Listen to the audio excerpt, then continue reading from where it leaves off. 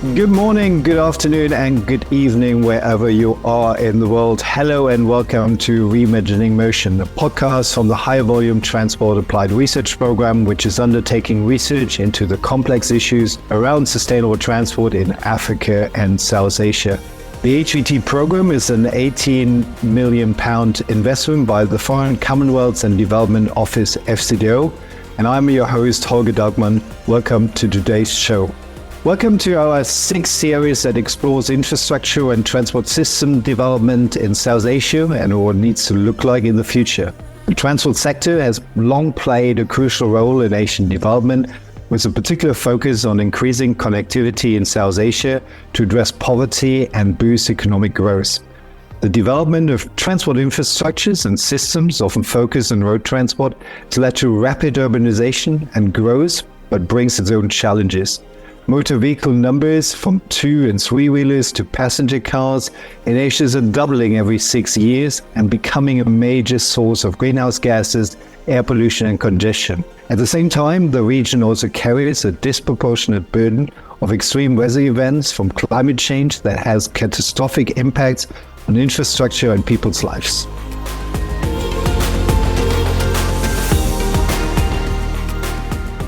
Very pleased also to have today in the podcast Jamie Lezard. Jamie is the Director of the Transport Sector at the Asian Development Bank, ADB. He has over 30 years of experience in transport, working internationally with development organizations, governments, the private sector, and research institutions. Jamie currently leads ADB's transport sector operations and oversees the strategic direction of ADB's knowledge, technical and financial support to its developing member countries, private sector clients and partners. So welcome, Jamie. How are you doing today? Good, thank you. Very good to be here. Some interesting topics you outlined there, so hopefully I can give some insight what's happening across the Asia-Pacific region. So just as we're getting started, rapidly rising populations are putting increasing pressure on South Asia's transport systems, where there's already a large infrastructure gap. And we know from ADB's own research that an estimated 80% of Asia's new economic growth through to 2050 will be generated in cities, where most jobs and employment opportunities are located.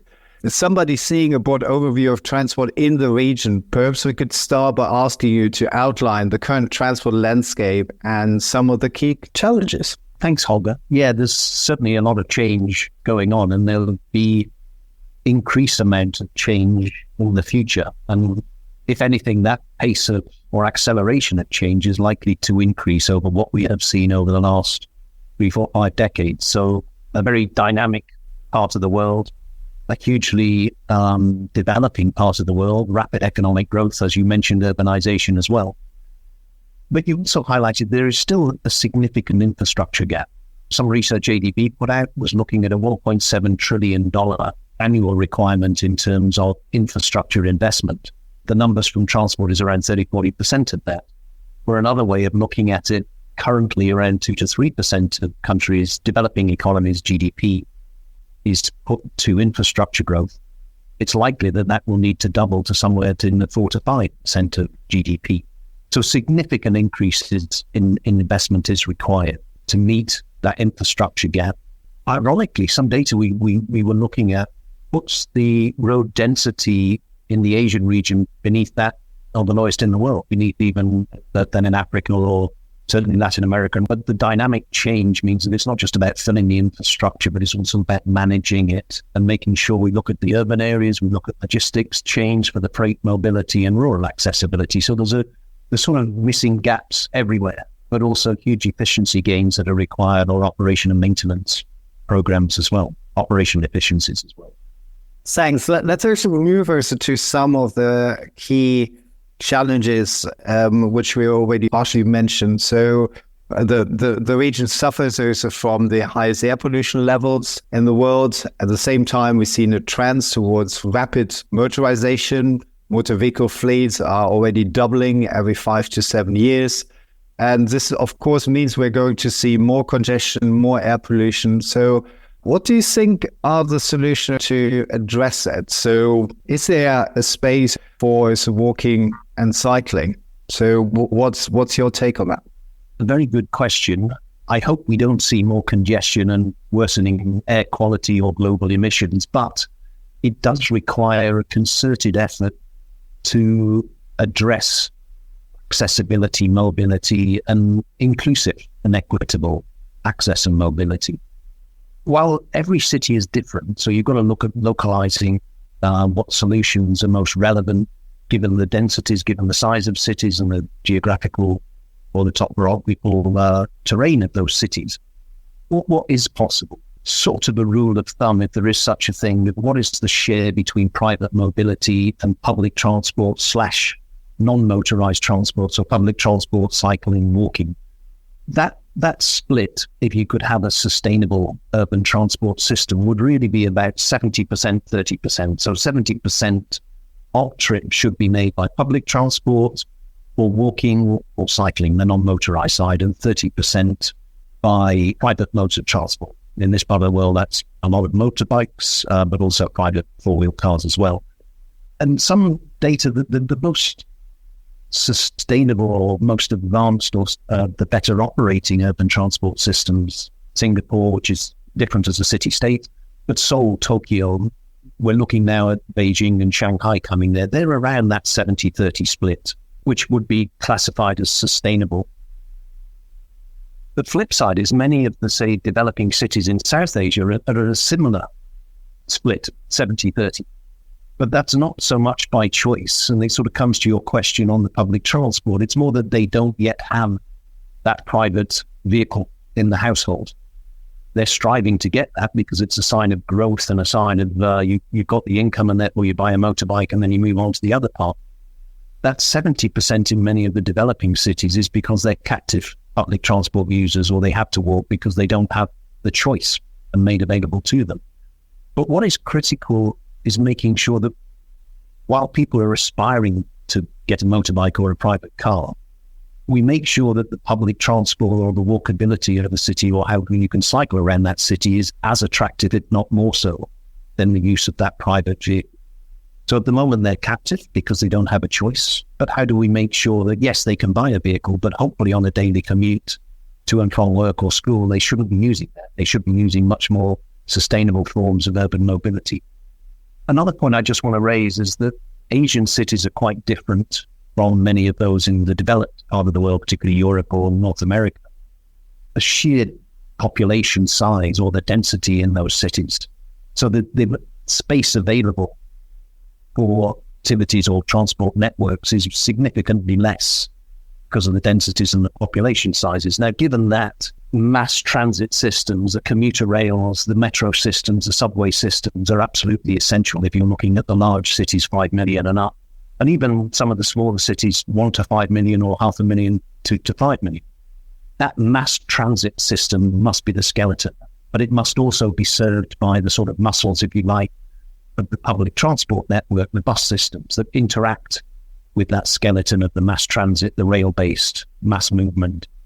And then the sort of rest of it, the veins or the micro transport, paratransit or popular transport, whatever term, informal transport we want to look at, that last mile connectivity. Ironically, a lot of the Asian cities' transport systems function quite well. They may not have been planned that way, but organically they've grown. So they've got the rickshaws or the multi-cabs or whatever it may be, providing that lower level connectivity to the buses, to the mass transit systems. But significant investment is required in that mass transit, and we have seen a lot of that investment in certain countries. China has built huge amounts of metro systems over the last 20, 30 years, and is also leading in high-speed rail.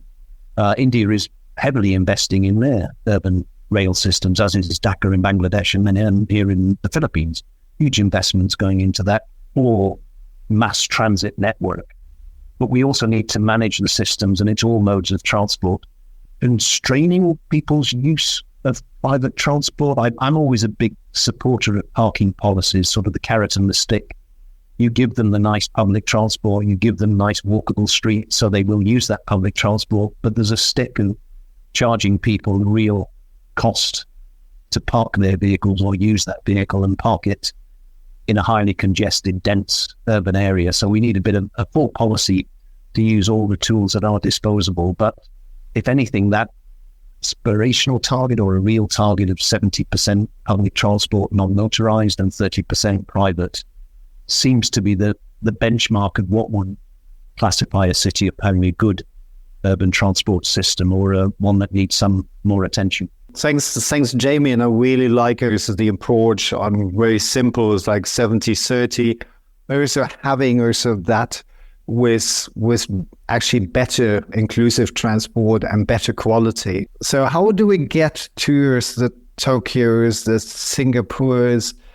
Give us also some examples, maybe also where also the Asian Development Bank is also currently working. So what are the elements which need to be really progress? And for example, do we have also the right capacity at the moment, the right institution to make that, which certainly has made Tokyo as well as Singapore so more successful? And is it feasible and possible to move towards not just managing the supply side, but managing the demand side, so the carrot and the stick? The institutions you mentioned, I think that's a critical starting point.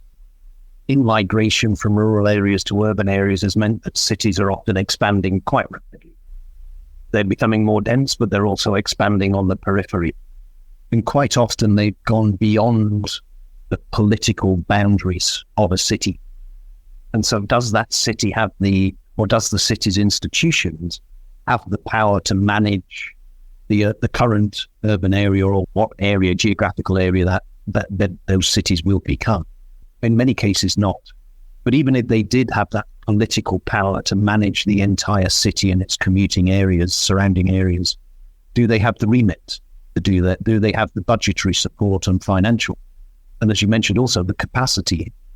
Increasingly, we're seeing that, take Transport for London as an example, they were given that mandate to control transport across the whole of the London region, and they were given the powers to do that and the revenues and working with central government in that regard. But they are allowed to look at the cycling, they control the bus network, the parking facilities, so they're looking at all kinds of those integrated approach with very strong realization of the institutional setup that needs to be put there. I should also say that the capacity they have, because considerable money is spent on the staffing and the training, and an army of consultants that also supports Transport for London. And we are seeing that in Seoul, we're seeing it in Tokyo, and we're certainly seeing it in Singapore. So you do need a very strong institution with all of that control. And that's the starting point. Then you need the policies and the implementation of those components as well.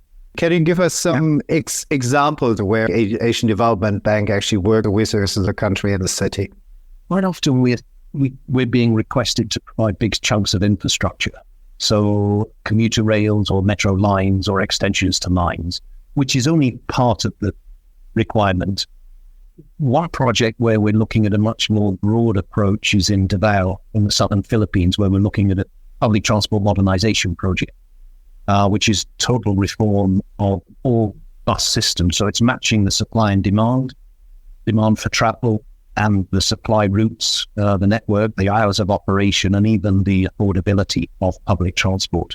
So that's a total overhaul of all bus routes, bus vehicles, bus operating times, franchising mechanisms, and all of the urban area would be covered by that approach. That's probably the most exciting work we're providing on a fully comprehensive public transport reform or modernization at a city level, as opposed to just certain corridors.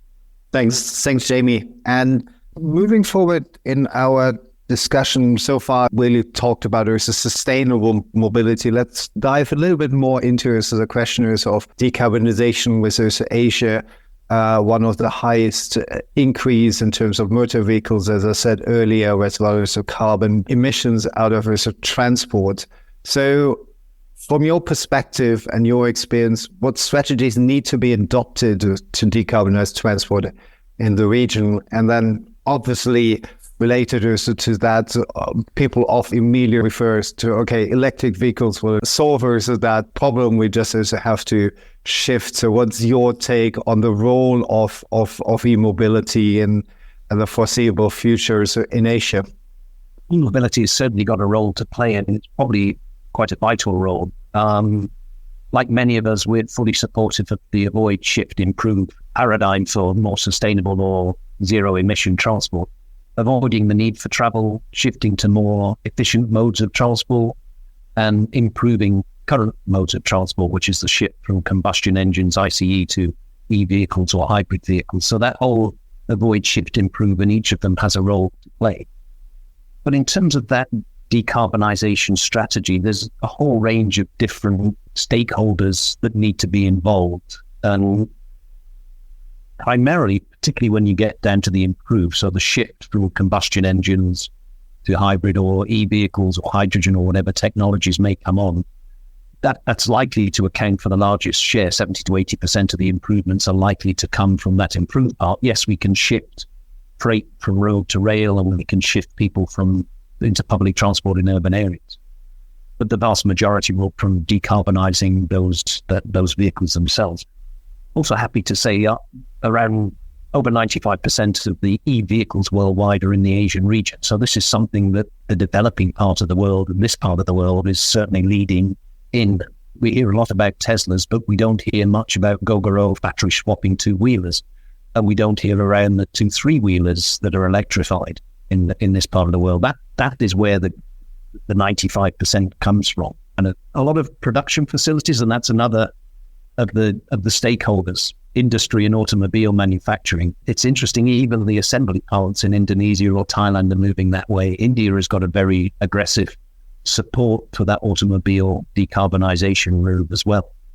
So they're all shifting there, and it's sort of getting beyond the tipping point. The lighter vehicles, the 2-3-wheelers, that the battery can be a lot smaller because the vehicle's a lot lighter.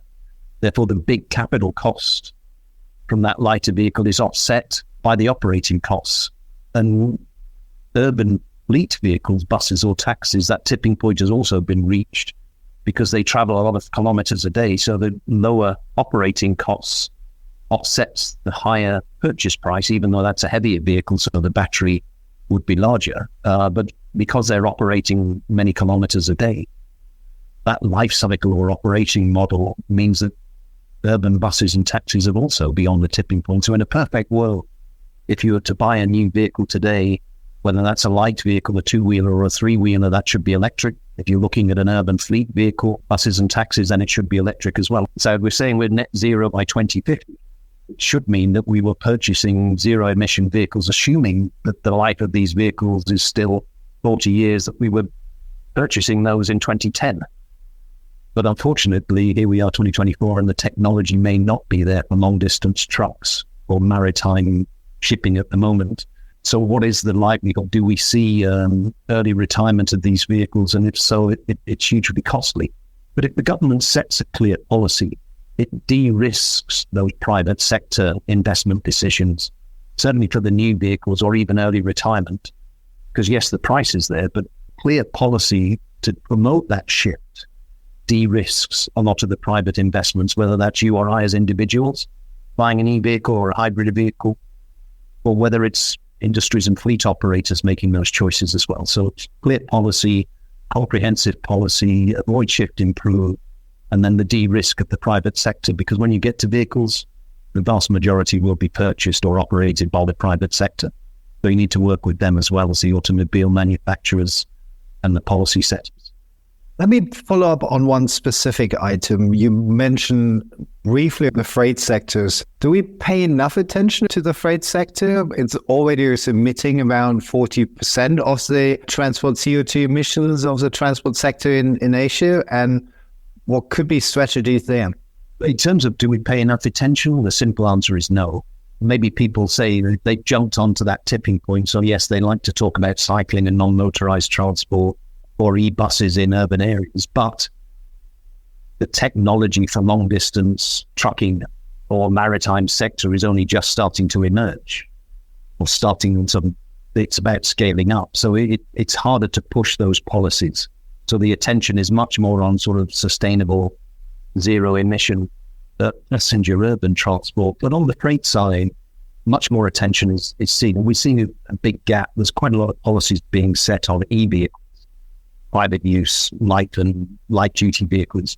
but very little in terms of the freight side, although I should say at sort of the global level, International Maritime and IMO is making strong arguments. So yes, at that level, we're starting to see a lot more action, a lot more attention on the freight.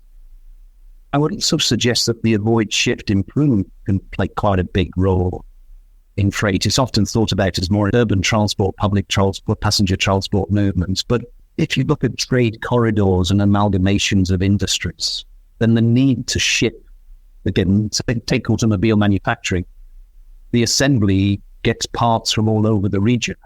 If those are centered closer together, then the need to ship automobile parts all over Southeast Asia. When there was a big flood in Thailand, they realized that how that whole supply chain was falling apart because they just couldn't get the rubber seals around the windscreens that were coming from Laos or Cambodia into Thailand. They couldn't get the glass that was coming from Vietnam.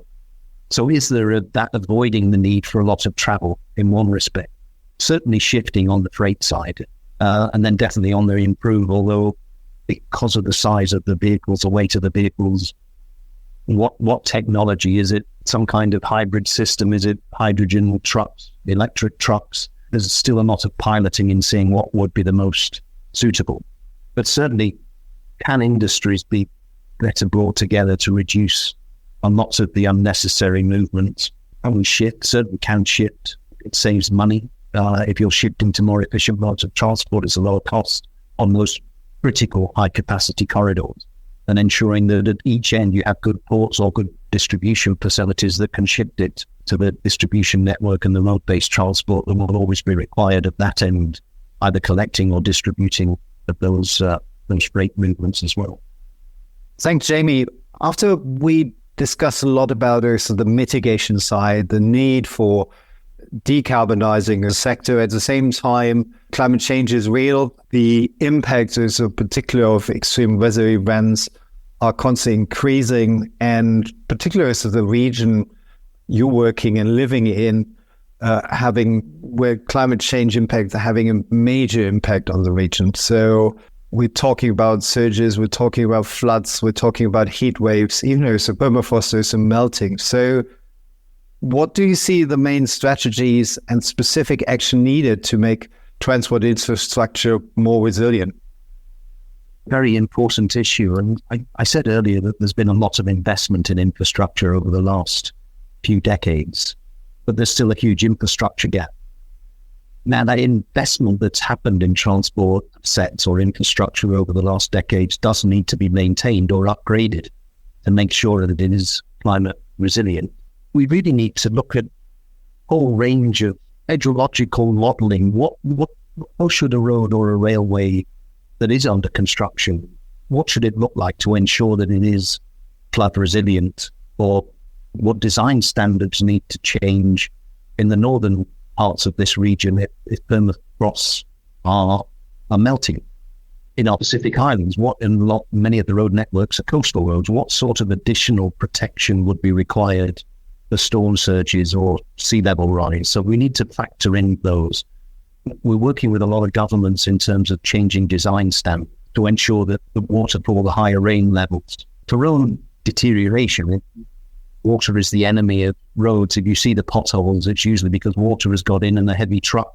So the axle load, the weight put through the wheels combined with the water is what destroys roads. So if we were just cycling on the roads, they'd be great. Well, that's not what roads are built for. They're cycling and walking cars, motorbikes, as well as the trucks and the heavy duty vehicles too. But water plays a critical part. If that gets under the road, that's what causes the real problems deep down. So we need better hydrological modeling to understand what sort of rainfall. And if we design a road where the highest rainfall may be 1 in 30 years, we need to change those design standards and therefore the design of the road to what rainfall would be like in 1 in 100 years. Because that 1 in 100 years with these weather changes is likely to happen every 20 years. But what with the maintenance of those roads and moving from sort of filling the gaps to system operations and management, that's where we see the real impact on upgrading transport networks so it is climate resilient. So it's not just climate proofing the design, but it's ensuring that broad climate resilience.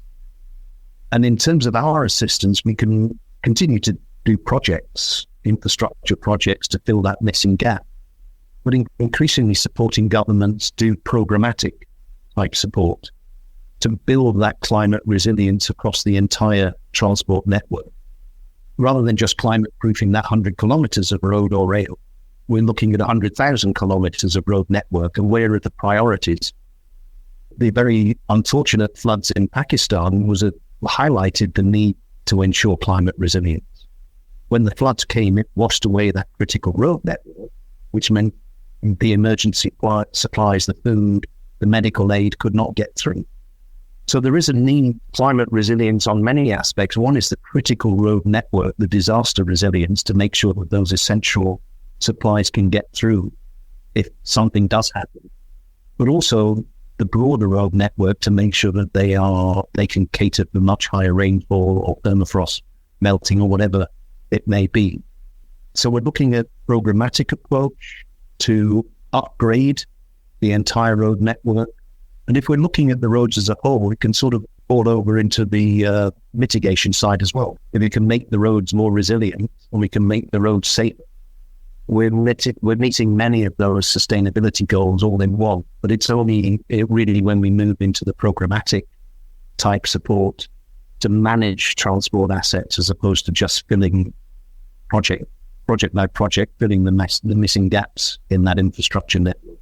I really like the programmatic approach and the needers to look into maintenance as well as the new build, or even as paying us more attention as to maintenance. And you referred to the need for better knowledge, better tools to provide us the right information. So is there enough knowledge? Are there the right tools already in place, or is there a role for researchers to improve that so decision makers can actually make the right decisions, particularly in times of emergency?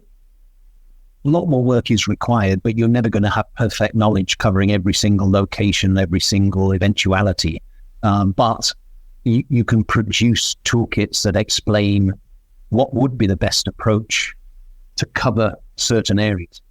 We may not know exactly where the rainfall increase would be, but we know likely it's going to be in this part of that country and that part of that country, and by also which areas may become drier and which areas. There's a lot of sort of macro or meso level modeling being undertaken, and that's a good start point to bring those in.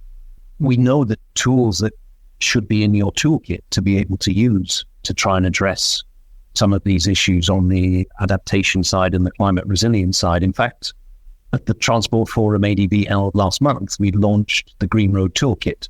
Now that looks at all sorts of areas, the sort of hydrological areas I was referring to, but also better land use and the co-benefits if we address this in a more sustainable way, looking at land, looking at water, looking at the reduction of pollutions, but also biodiversity, enhancing the ecosystems. How do they all fit together? And the toolkit allows a whole range of different options to be considered or factored in to that network management or even project level design. Things like avoiding areas that could become prone to flooding. Certainly looking at the drainage, if there's higher waterfall, what diameter should the culverts, the drains be to carry that water and to carry that water away? The road surface itself, what angle should be put on those roads to make sure the water runs off and is captured somewhere safely rather than pooling on the road and leading to the potholes that we're all too familiar with? Do the bridges need to be raised for higher waterfall? A flood in Pakistan, and some of these things are relatively straightforward. If you clean the drains, then there's less debris for it to be picked up, washed downstream and smash some of the bridges away. So it's the big trees that are caught up in those floods and other debris that's caught up in those floods that actually hits the bridges or hits the drainage or the roads, and that causes a lot of the damage. So even just simple maintenance like cleaning out of those drainage, a lot of the biohazards put in there. And on the other side, bringing in nature-based solutions to protect slope embankments surrounding roads as well. Those vegetation with deeper roots that would anchor them under higher rainfall. So this was the Green Road Toolkit, really looking at a whole range of different options that could be considered. Obviously, different locations, different solutions, but looking at those range of options, both at the national level or the project level, what could be considered, how it could be considered, and what benefits it would bring to the road itself, but the overall climate resilience or biodiversity as well in those respects.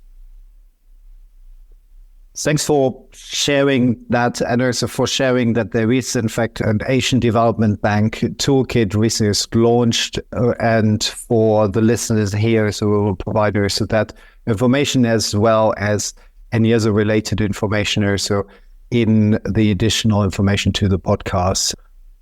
Jamie, you mentioned earlier the Asian Development Bank and also its bilateral partners, other MDBs play a smaller role in terms of also when you look also into the overall capital. Nevertheless, playing also a key role in terms of trying to help to set examples, to help also with pilots. Is there not a way here is to think about scaling? Is it really helping us to have one pilot project on e-buses in one city after the other? So where do you see the opportunities to bring things together to also get to, like we see in India, where a procurement for 10 cities progressing? So what are the chances here for the Asian Development Bankers to step up and say, well, we need really a programmatic approach, a more strategic approach in the future? At the same time, you mentioned the importance of the private finance sector and the challenges for attracting also investors. So again, are there examples from the Asian Development Bank to showcase how you can really increase the private finance so that the investors actually feel like, okay, I'm willing also to invest also in Laos and Cambodia rather than in the more developed nations? You're right. A lot of development financial assistance should really be seen as catalyzing that capital crowding in from all different sources. So yes, we can do something, but we need to make sure that that money is either used to pilot or demonstrate or catalyze other investments, or that de-risking, if you like to look at it that way. And it does require a very strategic approach. Yes, I was saying we invest in the infrastructure or we invest in the systems, but that should be seen as demonstration, catalyze and kickstart a lot of broader investments. So a lot of sort of innovative finance, demonstration finance, but crowding in other financial support in a number of those countries. But this is where the clear policy, looking at different financial streams, looking at more innovative financial solutions to be able to look at a lot of the decarbonization and shift to promote those e-vehicles as well. But it does require that strategic public-private industry, individuals to work together to really see that change. Some of it's demonstration, but more importantly, how do we scale it up? How do we make sure it's happening at a level of impact that's going to see real change, not just piecemeal here and there, but how do we see significant decongestion, significant depollution of areas, or significant reductions in CO2 emissions? Thank you so much, Jamie, for taking your time. We covered a lot of ground. So starting from the vision of a 70-30 model in terms of a modal split, but with like the right, inclusive, safe options for all people. We talked about also resilience and the importance of not just looking into new builds, but particularly on the maintenance side and being as programmatic. Thanks also for that. I try to give us just some highlights also from my perspective, but do you have any final thoughts to share? Just one. Maybe I'm always the optimist, but I think the future is very bright for sustainable transport, particularly in this region. And if anything, I think Asia can teach many other parts of the world what the future could look like or should look like. I said there's 97% of the e-vehicles, they're being manufactured here, but they're being used here. So how can this part of the world reach out to the other. I think there is a big infrastructure gap. So like mobile phone technology, I think there's also an opportunity to leapfrog and do things in a more sustainable way, whether that's the climate resilience of our transport assets. But given that we need to invest so much, given that we need to upgrade and improve our operational efficiencies, what can we learn from the rest of the world and bring that in? So we're not going through that incremental improvement, but leapfrogging to a much more sustainable and brighter future in terms of transport.